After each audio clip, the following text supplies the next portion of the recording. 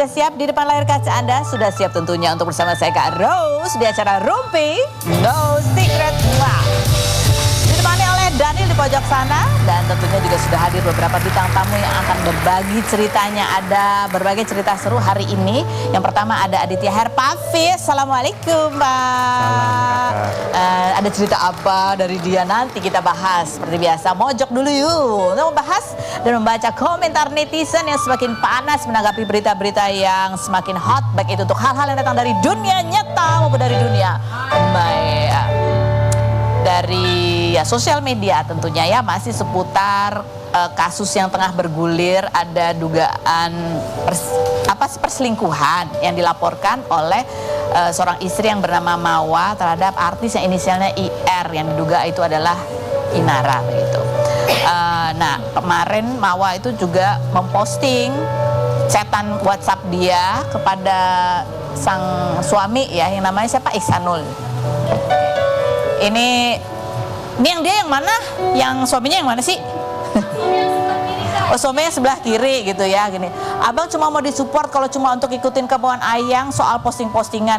Dari semua Ayang kasih, tes aja Uma ajakin hidup susah, pasti Uma bakalan apa keperluannya sama keluarga. Ini apa sih? Kenapa sih yang diposting itu nggak runut gitu loh? Aku jadi bingung menjelaskannya kepada halayak sadayana.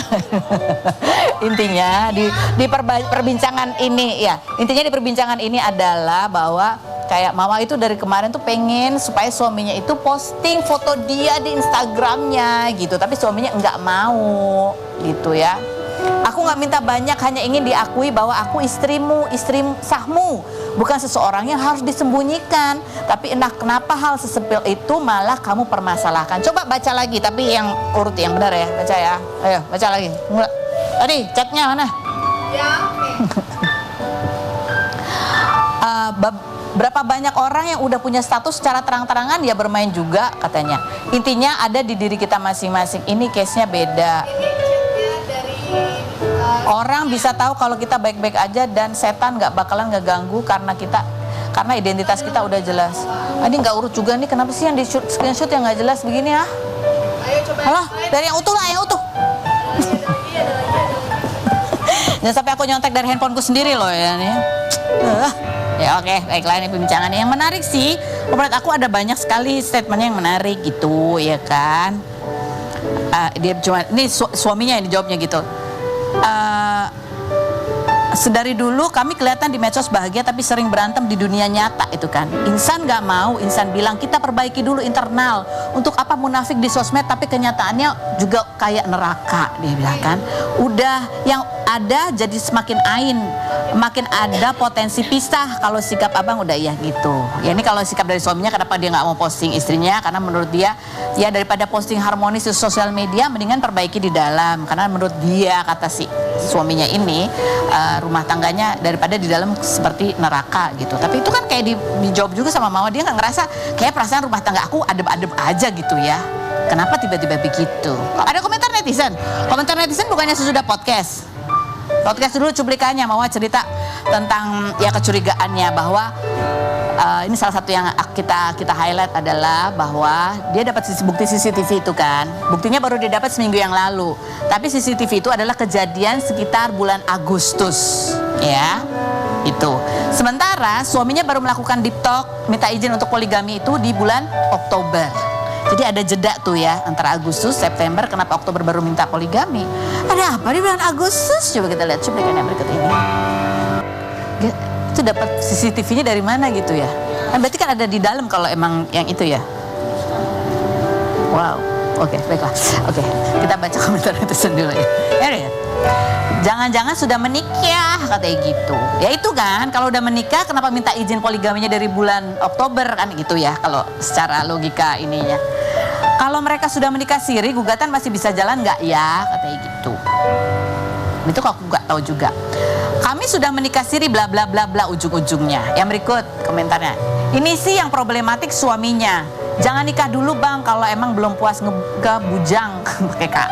Woi, gaslighting level dewa sih ini, wak-wak fakta diputar, salah ditolak, nyalain orang lain yang kalau ngomong bisa bikin orang waras jadi ragu sama dirinya sendiri. Ini komentarin siapa nih? Ya, yang berikut ya, ada lagi komentar yang berikut. apakah udah nikah siri makanya mereka berani melakukan coba aja itu. Berarti sebelum sama IR emang udah sok kecakapan tuh suaminya ya, astagfirullah. Sorry fix lakinya red flag berat di luar si Ina itu. Salah tapi ini sih emang lakinya juga red flag parah katanya. Tapi aku baca juga di postingannya si Mawa gitu ya. Salah satu yang dia repost adalah ada gitu kayaknya netizen berkomentar gini. Ini pada orang kayak mengalihkannya nyalahin ke suaminya, padahal tetap aja yang perempuan juga salah kalau memang dugaannya adalah perselingkuhan. Kenapa yang perempuan masih mau meneruskan hubungan dengan laki-laki yang sudah tahu beristri begitu?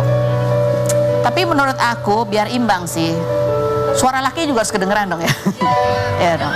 Ya iya, coba mana tuh lakinya ya kan. Yang menarik nih, ini ada suara laki-laki juga ini ya. Ada suara Virgon. Suara mana? Karena kalau dilihat dari postingan Virgon di sosial medianya di Instagram itu sebelumnya itu postingan dia manggung, dia nyanyi, terus nggak pernah ada caption apa gitu, nggak ada. Itu strictly fokus adalah pekerjaan. Tapi semenjak kasus itu mencuat, yang pertama dia posting itu captionnya menarik ya, Mikul, gimana sih? Mikul mendem.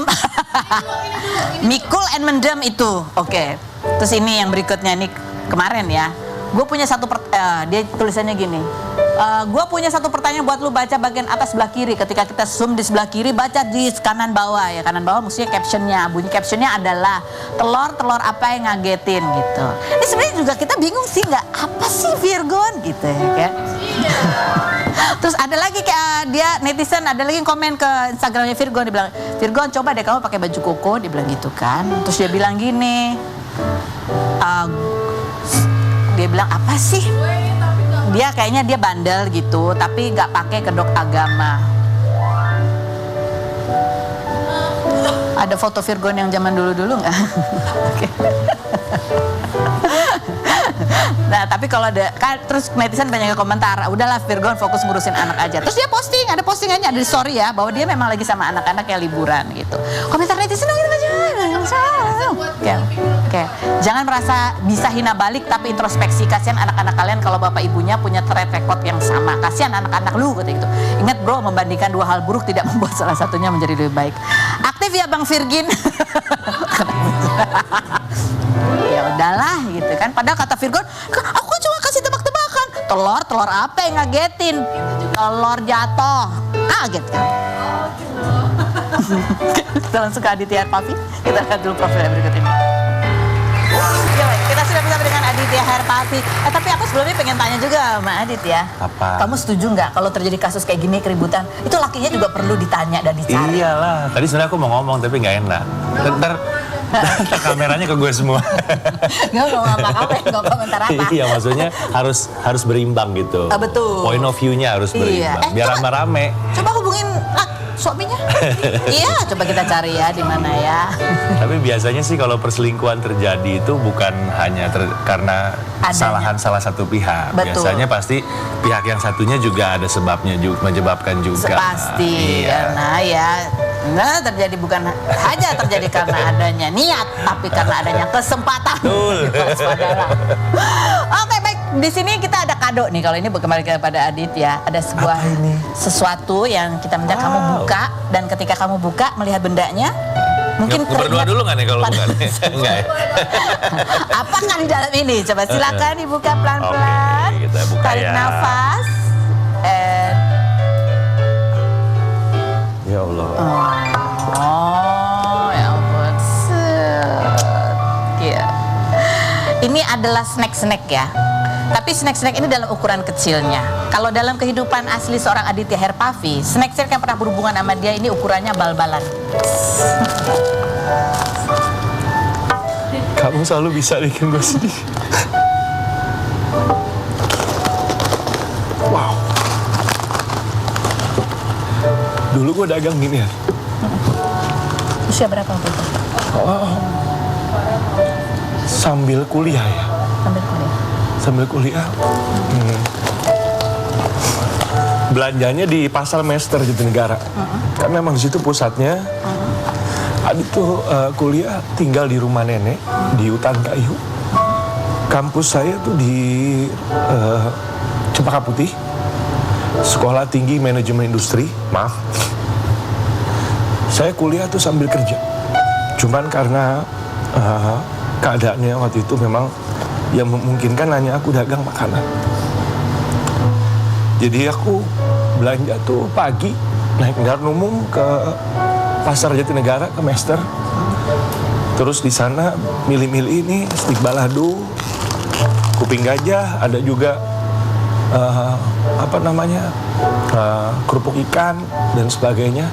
Nanti pulangnya naik bajai, Kak. Karena bajainya itu penuh sama makanan ringan. Jadi saya duduknya di pintu tapi badannya keluar gitu. Itu lucu banget sih sebenarnya, tapi sedih kalau diingat-ingat. Segede apa tuh berat? Wow, besar seukuran manusia lah ya, karena memang ditimbangan. Jadi saya jual nih cemilannya anak kos. Kalau dulu kan nggak ada apa tuh minimarket bermerek terkenal itu ya. Jadi anak-anak kos tuh jajannya yang di warung. Jadi kamu beli bal-balan segede ini, Ya. taruh di bajai waktu itu. Kamu keluar gini supaya penguat barangnya. Kayak film warkop ini. Lucu sih tapi. Rambut kamu gondrong masih? Masih gondrong. Masih jerawatan lah. Tuh. Nah, ini foto-foto kecil gue nih. Terus berarti kamu habis beli bal-balan terus kamu plastik-plastikin lagi? Iya, itu memang saya tuh paling salut ya sama orang-orang yang dagang karena mereka tuh ulet banget. Sebelum memulai dagang tuh mereka nyiapin dagangannya dulu. Selesai dagang mereka ngerapiin lagi dagangannya. Jadi menurut saya orang dagang tuh kayak syuting lah. Persiapannya tuh banyak banget gitu. Saya salut banget.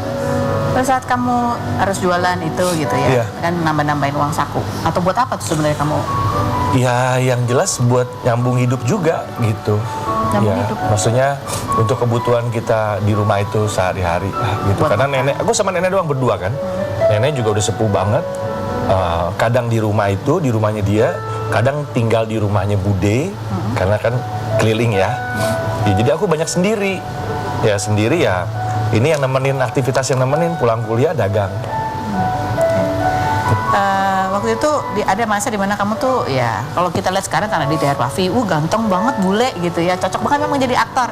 Tapi di masa-masa itu kamu sempat ngerasa kamu tuh Nggak pede. nggak pede. Enggak. Yang selalu mengencourage Adit adalah istri ya, pacar dulu masih pacar ya, kan pacaran dari SMA. Jelantik selalu yang mengencourage, kamu tuh sebenarnya bisa jadi peragawan, jadi model. Cuman saya karena di keluarga nggak ada yang pemulai, nggak ada referensi, jadi nggak pede lah intinya gitu. Ada cuplikan wawancara waktu di podcast saya dulu kemarin ya. Cerita tentang bahwa Adit ini selain pernah berjualan makanan kecil ini juga pernah menjadi driver di rumah di Menteng gitu ya. Sampai akhirnya gaji itu dipaksa sama istrinya untuk beli formulir pendaftaran cover boy. Kita lihat cuplikan yang berikut ini. Jadi Dulu cita-citanya apa? jadi tentara. Jadi tentara. Pernah ikutin? Katanya kamu Iya, pernah. tes akabri Heeh. gitu ya. Terus nggak lolos? Nggak lolos. Kenapa Nggak waktu lolos. itu? Tahu nggak? Ya, Tanya.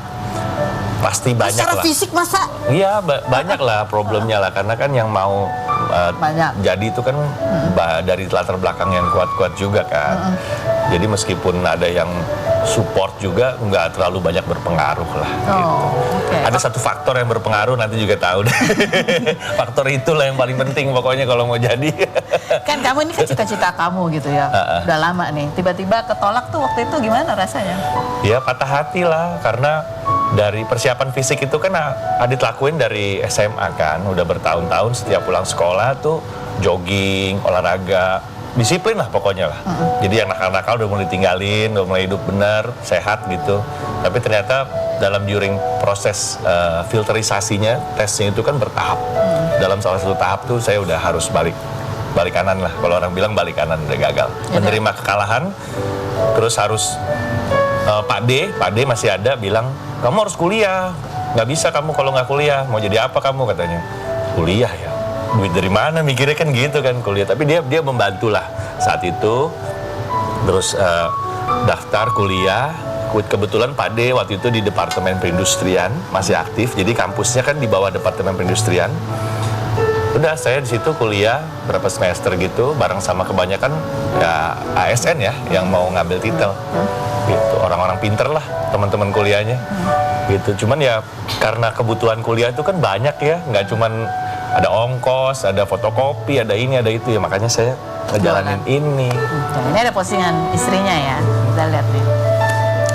Dear Aditya Erpavi, waktu lulus SMA dulu kamu sempat coba tes Akabri, ternyata nggak lolos walaupun udah banyak persiapan diri. Namun Allah punya rencana lain. Sekarang profesi kamu aktor dan di usia ini kamu dapat kesempatan peran menjadi seorang KSAL yang berjuang untuk negara. Begitu hebatnya Allah mengajarkan kamu soal kesabaran dan rezeki. Masya Allah, I'm out of words. Maybe I'm not perfect, but I'm the one who always be by your side. Ini kalau lihat foto Adele, foto describe foto berikutnya. Foto istrinya. Foto Jelantik ada? Foto Jelantik. Ini kalau lihat istri kamu deh gitu ya. Dari SMA. Dia yang mengencourage kamu. Kamu mau berubah, kalau mau berubah kesampingkan ego. Dia yang selalu, ya dia bilang tadi kan, dia mungkin tidak sempurna, tapi dia yang selalu ada di samping kamu. Kayaknya kalau nggak ada dia mungkin Adit juga mungkin belum tuh masih ada. Karena saya bandel banget tuh. Bandel Pak. Intinya semua perubahan positif yang saya alamin dalam hidup saya, ada Jelantik di situ. Sangat berperan penting. Selain orang tua ya, Jelantik selalu setia, dampingin, support, no matter what. Jatuh bangun, saya lagi sakit, saya pernah sakit juga. Dia selalu encourage saya, enggak, kamu harus sembuh, kamu harus bangkit, ini. Dia selalu ada, Kak. Gitu. Saya pernah tahun 2016 dikasih rezeki sama Allah, ada benjolan, ada masa. Cukup mengerikan ya mendengarnya. Tapi saya memutuskan ambil treatment akupuntur, dibantu sama Pak Tagor. Pak Tagor masih ada sampai sekarang, udah sepuh. Dia yang membantu saya bangkit dan akhirnya saya bisa aktif lagi kerja. Sempat udah punya pikiran jelek. Tuh lagi kenceng-kencengnya tuh saat itu tuh nyari, wah udahlah, hidup lagi happy-happynya lah ibarat kalau kata orang. Dikasih bonus sama Allah.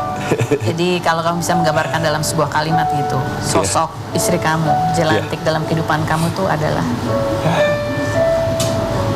She's my angel.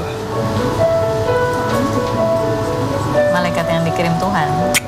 Mami. Oh, untuk mendampingi perjalanan hidup kamu. Ya. Ini kan kita ngobrol lagi sama Adit. Berikut ada kisah lagi dari DJ Amoy Karamoy yang kemarin juga aktif membagikan kisahnya, seorang ibu tunggal gitu yang bekerja untuk membiayai, salah satunya untuk membiayai anaknya bersekolah dan masuk pesantren. Oke. Tapi yang menjadi kontroversi adalah ketika dia membagikan salah satu pekerjaan yang dijalaninya adalah seorang DJ. Kita lihat dulu profilnya berikut ini. Private Room sudah bersama dengan DJ Amoy Karamoy. Assalamualaikum. Waalaikumsalam. Ya, kalau kita lihat ini yang ramai di pemberitaan tentang kamu adalah, coba kita lihat bunyi artikelnya. Viral DJ seksi Amoy Karamoy yang sekolahkan anak di pesantren, tuai pro dan kontra. Coba kita lihat beberapa komentar netizennya ya, yang banyak yang kontra tuh. Salah satunya ada, bangga bu, katanya gitu. Maaf ya, mau tanya, kalau hasil ginian dipakai biayain anak ke pesantren, ilmunya anak berkah nggak ya? Ada lagi komentarnya, iya tahu-tahu dikerja buat anaknya, tapi masih banyak kerjaan yang halal bu. Jangan dinormalisasikan, ingat istidraj. Nih, tapi maaf sebelumnya nih ada lagi. Terkadang penyebab anak susah memahami pelajaran, menghafal dan lain-lain di pondok bisa juga dari uang yang kita hasilkan, hasil penghasilan yang kurang diridhoi oleh Allah. Dan jangan sampai nauzubillah hasil uang. Karena ini dapat berpengaruh ke orang yang kita kasih hasil penghasilan tersebut.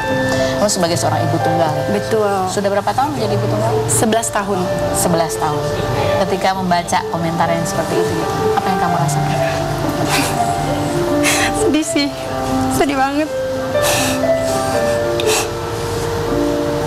Aku nggak kuat kalau ngomongin masalah anak. Pasti gampang nangis, gampang melo. Dari anak aku umur 3 tahun sampai sekarang dia 13 tahun, aku sendirian.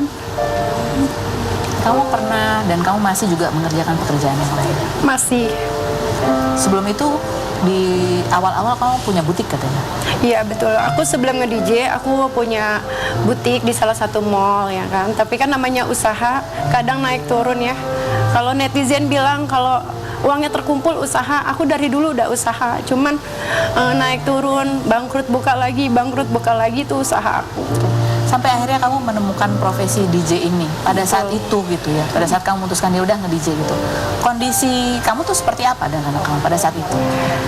Kebetulan kan waktu di butik aku tuh sampingnya tuh sekolah DJ. Nah jadi tuh aku belajar deh sekolah, cuman hobi aja, senang liatnya, dan akhirnya aku tekunin dan sampai sekarang keahlian aku di situ. Pernah di momen apa sih sebagai ibu tunggal ya, tantangan secara ekonomi gitu yang kamu hadapi, yang membuat kamu ya pasti sebagai ibu mengusahakan yang terbaik. Nah di titik terendah tuh kondisinya seperti apa?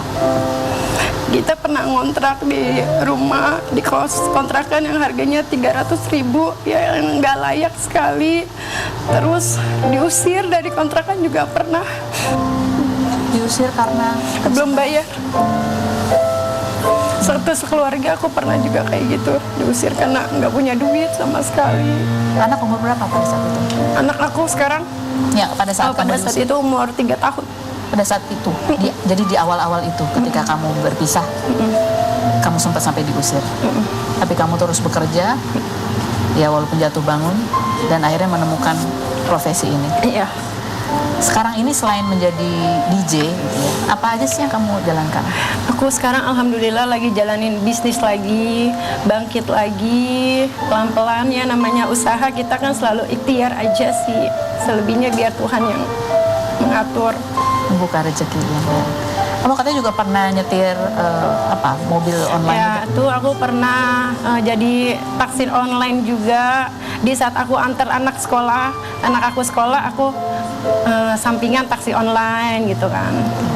Dan kamu kan mengirim anak kamu untuk belajar di pesantren. Betul. Apa sebetulnya harapan kamu yang terbesar gitu ya, sampai kamu ya ini kan ide dari kamu untuk memasukkan anak kamu ke pesantren sambil terus kamu berikhtiar mencari biaya untuk kehidupan kalian sehari-hari dan salah satunya menjadi seorang DJ.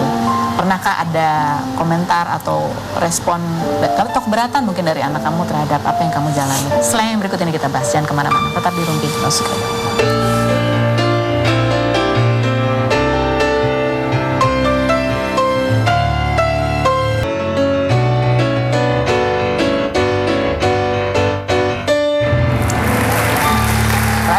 Kembali bersama DJ Amoy Karamoy yang kemarin sempat viral juga ketika dia membagikan kisah hidupnya gitu ya. Ada beberapa pekerjaan yang dijalaninya, salah satunya menjadi seorang DJ, tapi dia juga menyekolahkan anaknya di pesantren. Tapi ketika itu diposting itu menjadi komentarnya banyak sekali Banyak gitu. banget. Pedes-pedes. Ini aku kembali ke tadi pertanyaan. Apa sih sebenarnya kamu harapkan ketika kamu tuh sendiri yang ingin menyekolahkan atau memasukkan anak kamu ke pesantren? Harapan sebagai seorang ibu? Ya pastinya aku ingin anak aku kehidupannya jauh lebih baik, akhlaknya baik, sholatnya baik. Karena kan aku sadar dia kan gak punya sosok seorang ayah ya. Jadi aku pengen dia tuh ibadah.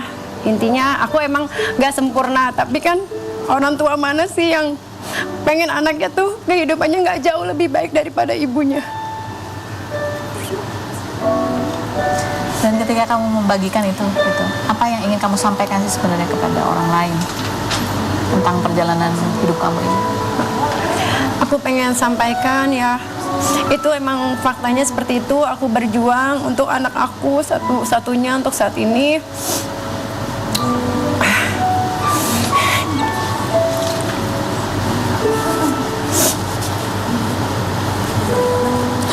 Aku pengen fokus aja, pendidikan anak aku, sekolah dia sampai setinggi-tingginya. Aku pengen kerja keras demi anak aku menjadi jauh lebih baik kehidupannya daripada aku. Oke. Kemarin kamu juga sempat bercerita di acara kajian hati gitu ya, dan ini pesan dari Ustadz Hilman gitu. Jangan pernah menjudge tentang pekerjaan seseorang sebelum kita tahu apa alasan dia memilih pekerjaan itu. Tetapi di balik pilihan pekerjaan itu ada alasan. Salah satu alasannya, beliau menjadi tulang punggung keluarga. Kemudian beliau punya anak yang jika beliau tidak bekerja, maka yang terjadi adalah kemadorotan yang lebih besar. Tapi Teh Amoy dan semua yang sedang bergelut dengan pekerjaan yang tidak baik, belajar untuk memberikan batas. Sampai kapan kita bertahan pada sesuatu yang tidak baik itu? Ini pesan yang Masya Allah gitu ya. Ya kita sebagai manusia belajar untuk sampai kapan gitu. Kamu sendiri gitu mendengar nasihat dari Ustadz. Dari Ustadz Hilman ya, aku sekarang lebih memilih job. Enggak ya, kalau dulu hampir setiap malam aku nge-DJ, sekarang mungkin sebulan aku hanya 5 kali, 6 kali. Terus aku berusaha pakaian aku jauh lebih tertutup, insya Allah. Intinya aku berproses jauh lebih baik lagi. Anak kamu pernah ya ketika ini viral membagikan itu, anak kamu pernah berkomentar nggak? Ya dia sih, dia tahu kalau dia viral kan, karena emang videonya itu kan karena ada dia viralnya.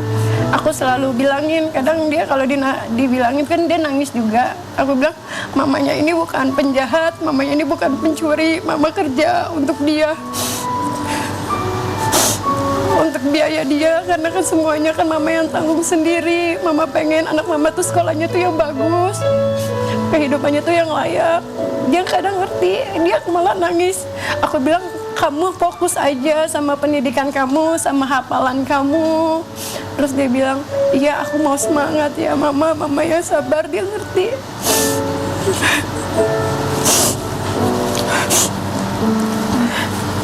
Baik, kita nanti ngobrol lagi sama DJ Aramoy ya. Itulah, kita nggak pernah tahu apa yang dijalani orang lain gitu. Tapi yang terpenting adalah bagaimana orang berproses itu menjadi ke arah yang lebih baik, insya Allah. Kita ke bintang tamu kita selanjutnya, ada Sabrina Sameh. Kita lihat dulu profilnya berikut. Baik, kita sudah bersama dengan Sabrina Sameh. Ini yang baru menjadi seorang istri. Masih suka lupa nggak kamu kalau udah punya suami? Kadang-kadang pernah kayak gimana, katanya lupanya pernah pulang ke rumah orang tua gitu. Iya pernah kayak gitu juga, mau pulang bukan ke sini jalannya gitu.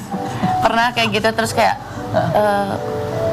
baru ngerasa, oh iya ya suami teh kamu gitu, suami ya nikah gitu. Bukan pacar gitu. Bukan pacar suami. dan nikah. Oke, baik. Sabrina duduk di sini untuk menjawab pertanyaan dengan jujur apa adanya. Apakah pertanyaan itu merupakan fitnah atau fakta? Sabrina, kamu sempat open endorse buat nikah ya, dan open endorse-nya di sosial media karena setelah ngitung-ngitung budget pernikahan, gede juga ya nih. Kalau ada endorsean kan lumayan nutupin biaya. Fitnah atau fakta? Fitnah. Fitnah. Itu bercanda, bercanda biar kayak orang-orang istilah open endorse gitu. Bercanda biar kayak bercanda. Tapi ternyata ada yang ada, tapi teman-teman juga. Oh, teman-teman juga. Jadi saling support gitu ya. Dan benarkah bahwa tadinya kamu sebenarnya maunya tahun depan? Cuma jadi dipercepat karena adik kamu lagi di sini. Enggak, Susan kan lagi di Jerman. Nah, dia kan nggak bisa pulang ke Indonesia kalau udah besar kan. Jadi ya mau nggak mau dipercepat. Mau nggak mau dipercepat. Tapi udah mantap kamu sebetulnya nih. Udah. Pada saat itu ya. Tinggal masalah waktu aja. Tinggal masalah waktu. 2026. Waktu sih yang susahnya. Cari apa?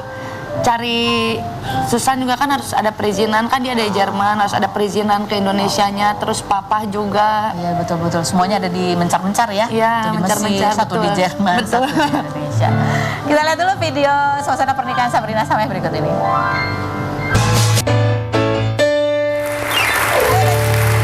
Kita sudah bersama dengan Sabrina Sameh. Kita tanya lagi ya, fitnah atau fakta Sabrina? Bahwa awal nikah, ketika pertama kali bertemu dengan suami kamu tuh sebenarnya agak ilfil sama kamu ketika melihat sepatu kamu. Fitnah atau fakta? Salah orang, lebih tepatnya salah orang, bukan aku itu. Maksudnya gimana? Jadi dia ngelihatnya dari belakang. Oh, dipikir itu kamu? Iya, teman-temannya bilang itu Sabrina, padahal bukan. Oh gitu? Aku nggak pernah ke acara itu juga. Oh serius? Serius. Jadi akhirnya kenalannya gimana sama dia? Kenalannya di satu tempat yang baru buka. Nah, aku baru kenalan. Baru kenal di Baru situ. kenalan. Udah gitu dia nanya, kamu joget-joget ya di acara ini? Enggak, aku bilang Salah orang. Enggak pernah. Itu modus aja kayaknya tuh, modus perkenalan gitu ya. Sabrina, benar nggak sih bahwa kamu itu sebenarnya ada masa di mana kamu tuh sebenarnya takut menikah? Fitnah atau fakta? Fakta. Fakta. Fakta. Jadi akhirnya apa yang membuat kamu berani nih menjalin komitmen pernikahan? Mungkin ketemu orang yang tepat pas waktu itu, jadi kayak, dan dia juga emang serius kayak mau nggak nikah gitu, jadi ya udahlah gitu, mencoba dulu aja. Apa waktu itu yang membuat kamu khawatir tuh apa? Mungkin ngelihat dari teman-teman yang nikah cepat itu ujung-ujungnya bercerai, terus keluarga juga banyak hal. Terus kayaknya menikah nambah masalah ya gitu, bukannya menyelesaikan masalah. Yang kalau kita kan biasanya kalau pas belum nikah tuh kayaknya pingin nikah deh, pingin nikah biar apa-apa tuh sama suami apa. Pas ngeliat teman-teman kok kayaknya nambah masalah ya gitu. Tapi alhamdulillahnya aku enggak. Insya Allah kamu enggak ya, karena kamu merasa kamu sudah menemukan orang yang tepat. Betul. Untuk memulai hidup yang baru mungkin. memulai dan menjalani proses hidup yang baru. Mudah-mudahan langgeng ya. Oke, silakan Sabrina duduk bersama bintang tamu kita yang lain di tengah. Hari ini temanya Halo. ada urusannya sama DJ ya. Ini DJ, ini suaminya DJ ya kan? Saya doyan joget. Kamu doyan jogetnya ya. Oke, baik, ini kita bertanya ke kalian nih, setuju nggak setuju tentang hal-hal berikut ini? Setuju nggak setuju bahwa kehidupan DJ itu rebel dan nggak bisa diatur? Kalau aku sih nggak setuju sih ya, karena kan DJ itu hanya memainkan alat musik. Sama dengan halnya kayak main gendang, main gitar gitu. Jadi nggak ada urusan sama karakter rebel atau susah diatur ya? Masing-masing aja sih. Adit. Iya, kalau profesi DJ, kalau profesi literally DJ itu kan nyambungin lagu, ya kan, disc jockey. Dia bisa main di mana aja sebenarnya, nggak harus di klub, bisa main di pensi, bisa main di acara ulang tahun, bisa di pernikahan. Jadi mungkin yang berbahaya itu venue-nya kali ya. Iya, beresiko kadang-kadang mungkin ya. Apalagi sama kalau jam malam. kerjanya mungkin. Malam bukan apa-apa, kadang juga suka itu yang mengganggu hormon dan kesehatan Yang beresiko. karena begadang. Setuju atau Aku nggak setuju. Nggak setuju. Ya? Balik lagi ke lingkungannya sih. Tapi Iya. Setuju nggak setuju? Orang-orang yang kerja di dunia malam itu biasanya memang nggak bisa bangun pagi, jadi bangunnya emang siang. Enggak. Oh enggak? Kamu bangunnya berapa? Aku tetap bangun pagi. Oh iya? Ya. Karena aku kalau modif juga kan pagi-pagi harus. Oh. Apa nih kok saya Setuju nggak bukan DJ? setuju? Kalau orang yang kerja di dunia malam bangunnya siang. Ya mostly sih begitu ya kalau lihat ya. Oke. setuju. Suami kamu bangunnya siang. Sore malah. Ya kadang kebalik ya, biar tidurnya cukup ya. Setuju nggak setuju dengan persepsi ini bahwa kerja di dunia malam banyak yang bilang fun, tapi sering ada banyak godaan sehingga mudah goyah. Setuju nggak? Sehingga mudah goyang. Kalau funnya kayaknya enggak deh, karena kan mereka kerja capek aja gitu pulang. Capek ya? Capek. Enggak setuju. Nggak setuju ya? Kerja dunia malam gitu Aku capek. kalau nge-DJ langsung pulang. Langsung Iya, pulang. Setuju. banyak juga teman-teman yang begitu karena memang udah bertahun-tahun berprofesi sebagai disc jockey, jadi mereka menganggap itu bukan fun tapi ya pekerjaan, profesi. Selesai kerja nggak lama silam. Oke, baik. Adi, terima kasih sudah hadir berbagi. Terima kasih sudah hadir juga. Sabrina, terima kasih. Mudah-mudahan langgeng, bahagia terus ya. Dan terima kasih juga buat Anda semua yang sudah bergabung. Semoga ada banyak hikmah dan hal baik yang bisa diambil hari ini. Kita ketemu lagi setiap hari di Chat Rumpi. Bye.